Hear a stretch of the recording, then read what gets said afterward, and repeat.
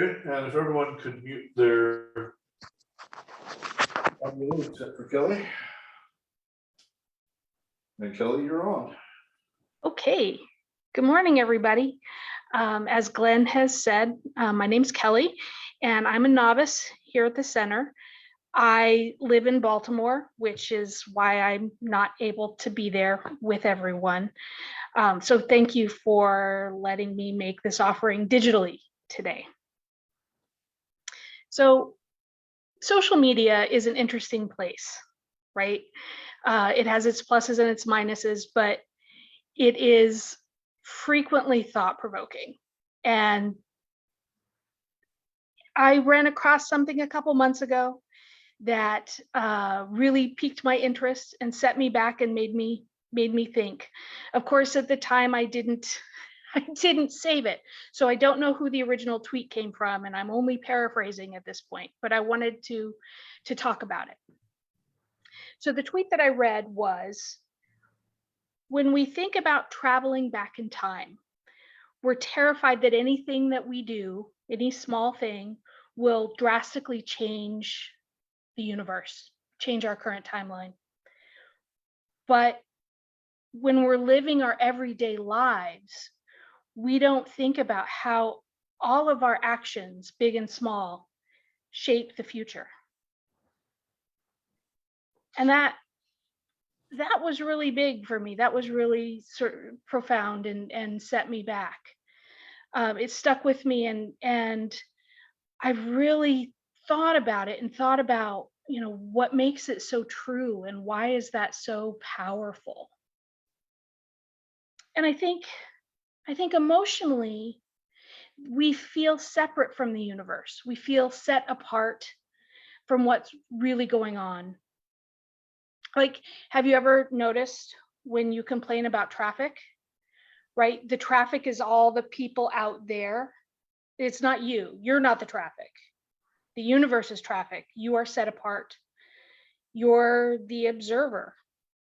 That's how we see ourselves, as observers to the universe, set apart from the flow of reality. And ego is the thing that really does that makes us feel set apart like that, individual and not connected to the universe.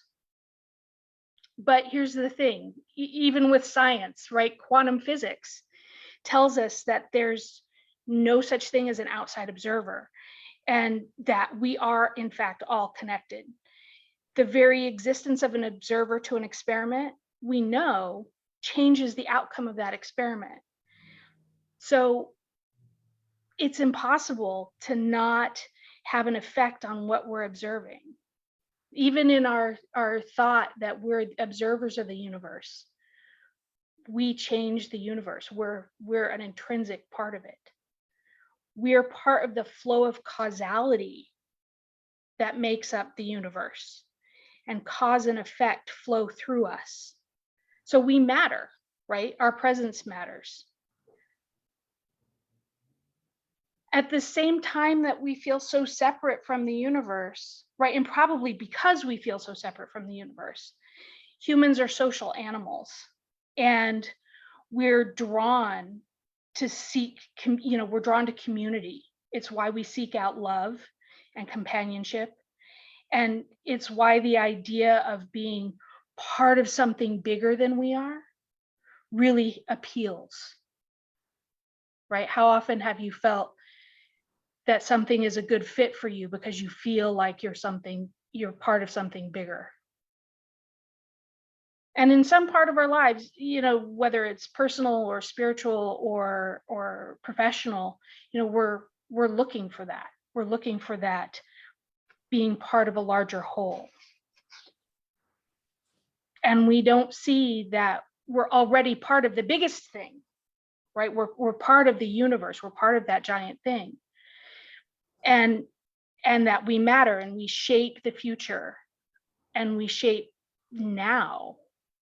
That all of our actions, big and small, matter, right? So one of the things we do as social animals, as humans who are seeking community, we define ourselves by our communities. What do you do? I'm an engineer. I'm a Buddhist. I'm part of these communities. And like a bat that uses echolocation, back and forth, we take what we get back from other people and we cherry pick those things and use that information, whether it's good or bad, to build the definition of who we are, to define who we are. So, back to that tweet, is it any wonder that the idea of changing something in the past that drastically changes now, it is terrifying, right? If there are drastic changes in the current time, if there are changes in our communities and our relationships, then how will we be defined? Who will we be? That's a huge level of uncertainty.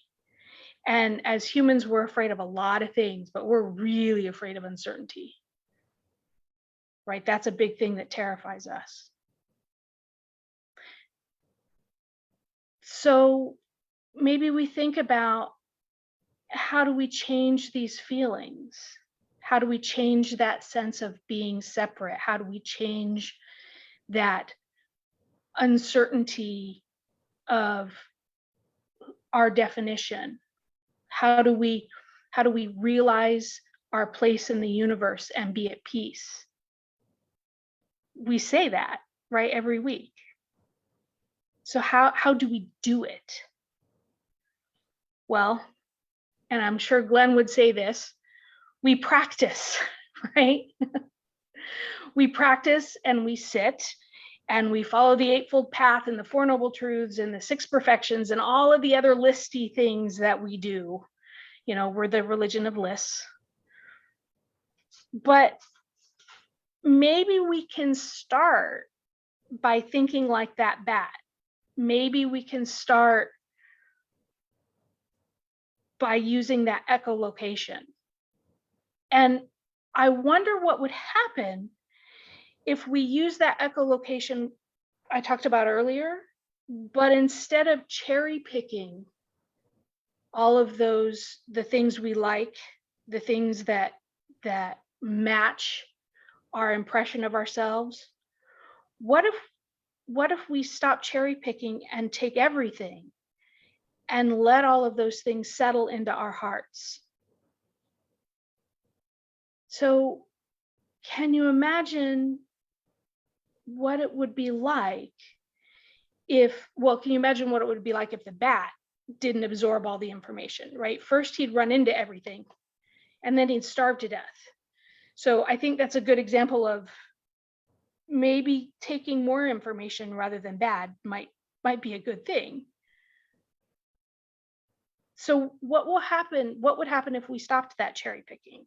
What would happen if you take that reaction from when you're nice to the checkout person at the grocery store, or you hold a stranger's door, or even if you're impatient and short with your coworkers, or when someone's rude to you, right? What would happen if you took all of those reactions and responses and let them settle into our hearts and let our hearts soften and we sat with those things and not make justifications, not say, well, I was in a hurry, everything's fine. Or anybody would have given that guy money. Anybody would have helped this person with a tank of gas. But just sat with the reality that we've lived. I wonder where we would see ourselves in the universe if we did that. Thank you.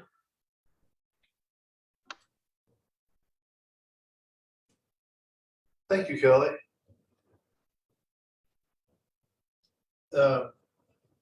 is a very apt teaching. And it is one of my big emphases as well, is that we, especially as Buddhists, have a tendency to spout the universe is unified. We're all at one in the universe. But then we divide it up. We're all at one with the universe. Boy, I hate those Trump supporters. We're all at one with the universe, but I hate the CEOs that increase prices while getting bonuses. We're all at one with the universe, but there is no but to that statement. We are interconnected with the universe. What every being in the universe does affects us, and what we do affects every being in the universe. My favorite image from early Buddhism, and I've used this 1,000 times, it's called Indra's net. It's an infinite net of jewels that each reflect the light of every other jewel in the net. If you really think about that, if even one jewel is dimmed, it affects every other jewel in the net. If one jewel brightens, it affects every other jewel in the net. So thank you, Kelly. It was a great teaching. Thank you.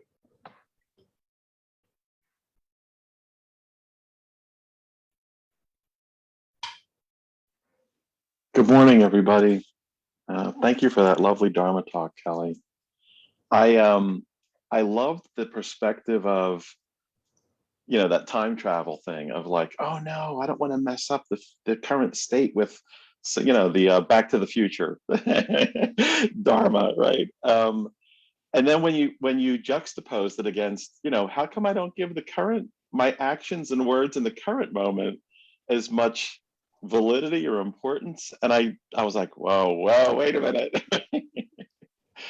And it's funny because it kind of presumes, this is what I thought of, it kind of presumes that like, oh, everything is exactly like it's supposed to be right now, which I hear often.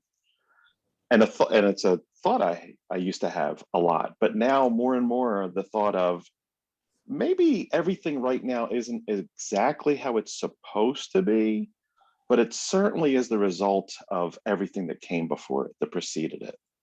And in that, I find that, and you just reminded me of this, so much more empowering, because what I do today, what I say today, can impact somebody. It might not, but it certainly can. And if it can't impact somebody, it might influence somebody, right? So I'm quick to say like, oh, what can I change? What can I do? I'm just a little old starfish, right? On the beach, stranded. And you reminded me again of the 3 golden precepts, which is what I can do is first do no harm. I don't have to throw another log on that fire of whatever, of discontent, right? And then I can do good, and then I can do good for others. But I really have to start somewhere. And you reminded me of one of my favorite phrases, which is what I say and what I do does matter. And what you say and what you do matters, not from a look at me perspective, but from a how can I help, or how do I fit in, or how can I be of service perspective. So, but I love I'm going to call it my Back to the Future Dharma. I love that. I'll carry that with me during the week. Thank you again for the lovely talk and reminder, Kelly. Thank you.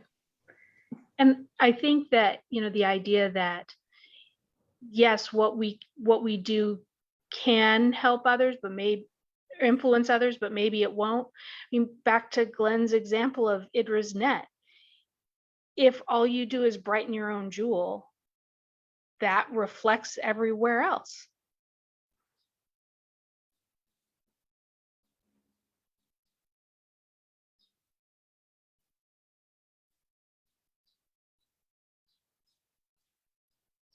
I will say it's difficult to facilitate a conversation when I can't see what's going on in the center.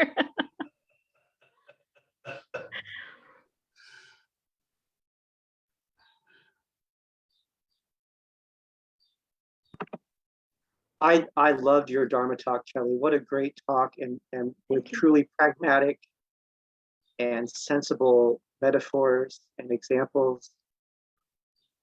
And for some reason, when you mentioned being in traffic, something really clicked for me when you use that metaphor, because that's what my daily life feels like. Every day, I feel like I'm in traffic.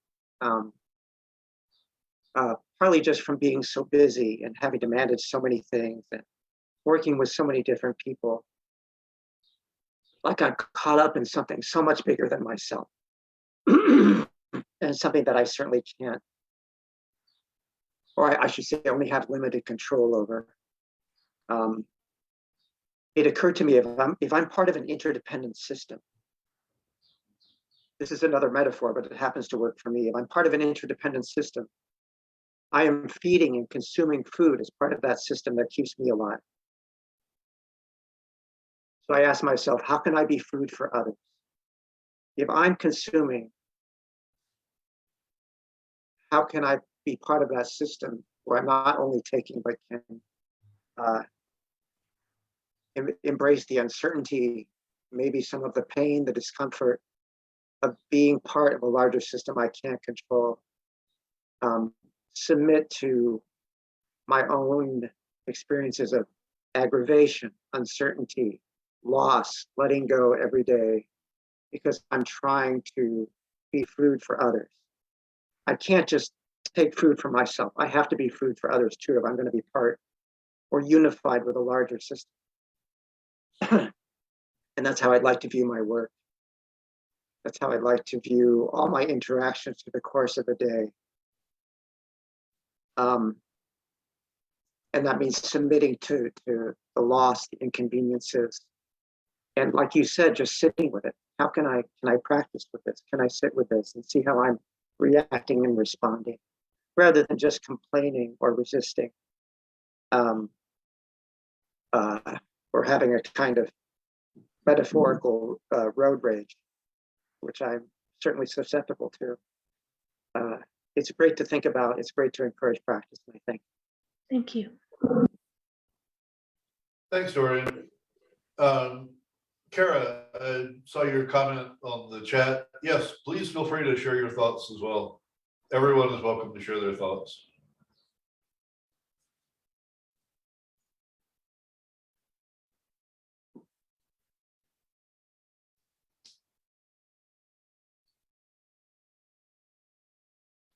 Okay, sorry, I'll turn my light on. I always like to meditate in the dark. So my name's Kara, and I was invited by Johnny, and I guess my thoughts with it, because I thought about a lot of this, and I've also thought about it when it comes to addiction a lot, because of, I think, the buffer that it puts between your connection with others and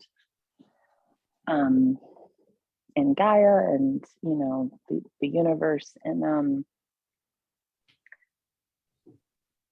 and so actually I'll turn my camera on so you can see me speak. But so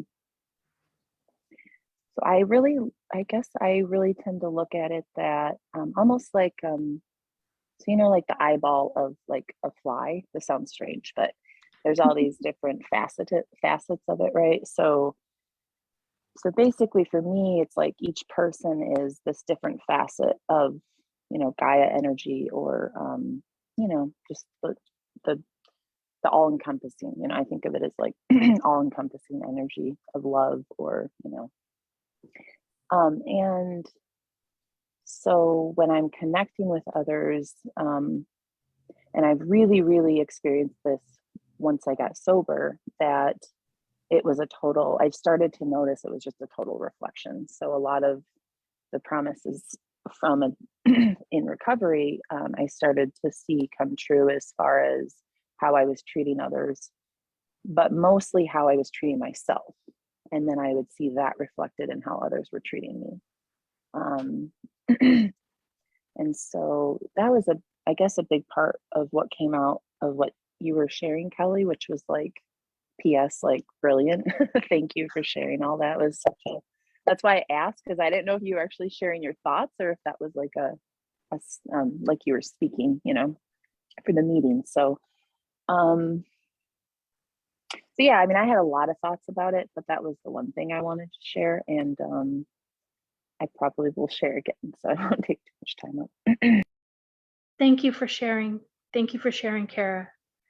And, one of the challenging things I think people run into when looking at how people are reacting to us, sometimes it's really hard to accept other people's love and consideration, that there's beautiful stuff inside of us and other people might see it and we hesitate to. And your comment spoke that to me, that there's star stuff, right? We're beautiful.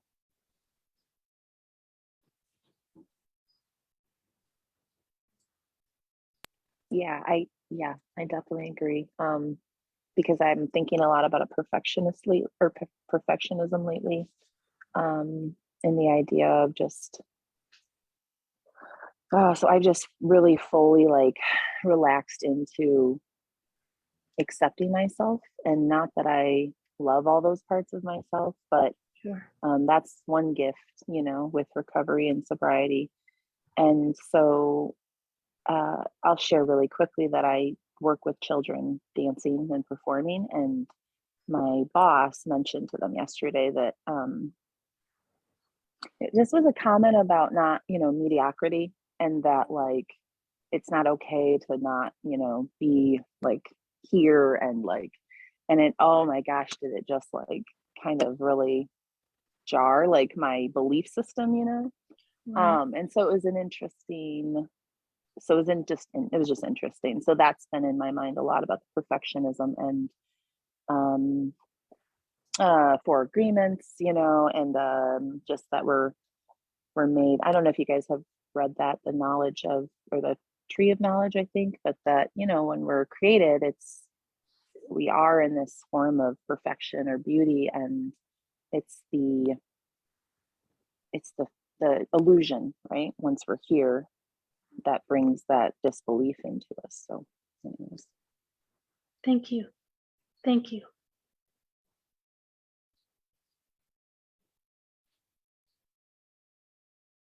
Anyone else? So Kelly, I really enjoyed your talk and have had so many thoughts going through my head, and I've been trying to boil it down to what I think I want to say or share.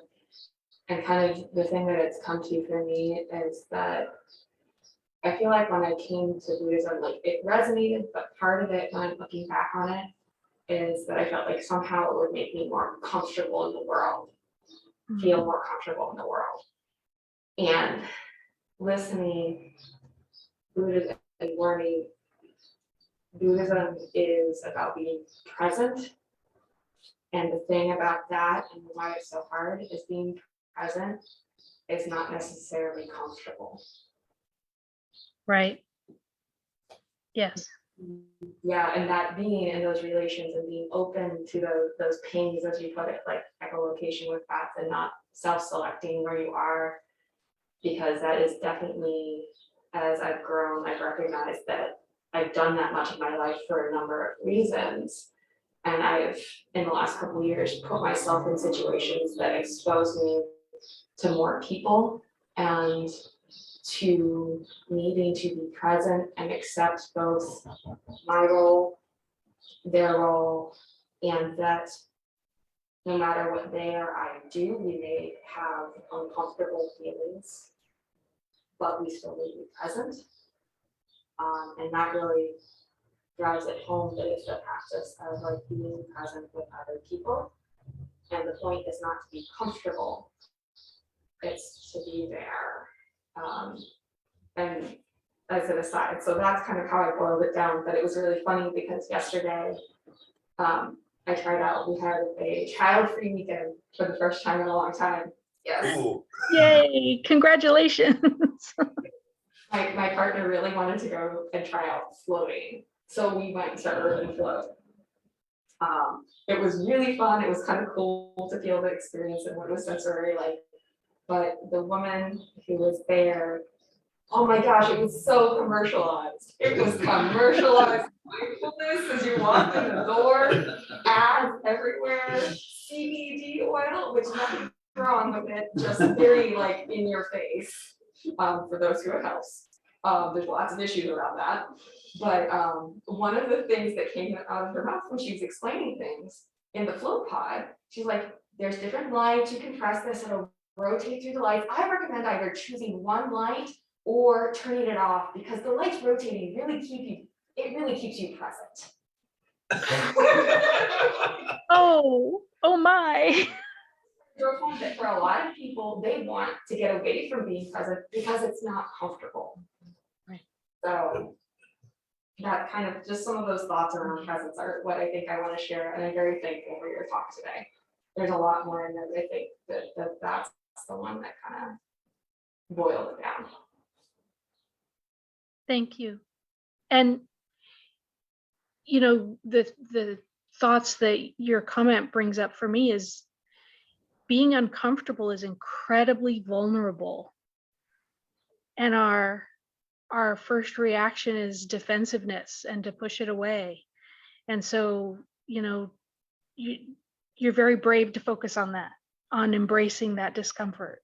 I think that vulnerability is challenging. Yeah, that's one we know a lot about in recovery, isn't it, Johnny? I think that's one of the hardest parts in early recovery meetings is learning to just sit and be uncomfortable. But and hi, Dorian. Haven't seen you in ages. Yes, hi, thank you so much. It's been a while, but thank you. I really like Kelly, your talk was beautiful in total, but I really can't stop thinking about how thinking about the accumulation of your actions, thinking about everything you do and how that impacts the world and just how not to kind of blind ourselves from some of our actions or ignore them, but to sit with that and be mindful, which I think mindfulness is so hard because you do sit there with all of your actions and things come up while you are having those thoughts that are very uncomfortable, but that is also the most important part. Yes. Yes, thank you.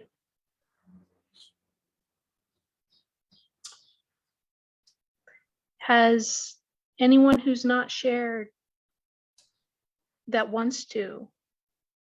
Is there anyone who wants to share who hasn't? I just wanted to say thank you for your talk. I really enjoyed it, but I have nothing more to add to it. Thank you.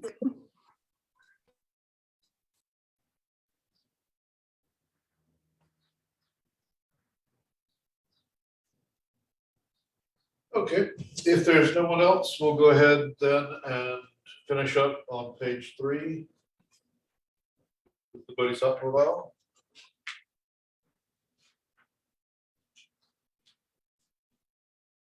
Creations are numberless, I will strive to free them. Delusions are inexhaustible, I will strive to transform them. Reality is boundless, I will strive to perceive it. The awakened way is unsurpassable, I will strive to embody it. May your thoughts, words, and actions be corrective and encompassing of the pragmatic Buddhist path. May you approach this week with deference and dignity, and may you spread your personal peace to all those you encounter. May all sentient beings have happiness in its causes. May all sentient beings be free of suffering in its causes. May all sentient beings not be separated from sorrowless bliss. May all sentient beings abide in equanimity, free of bias, attachment, and anger. Swaha.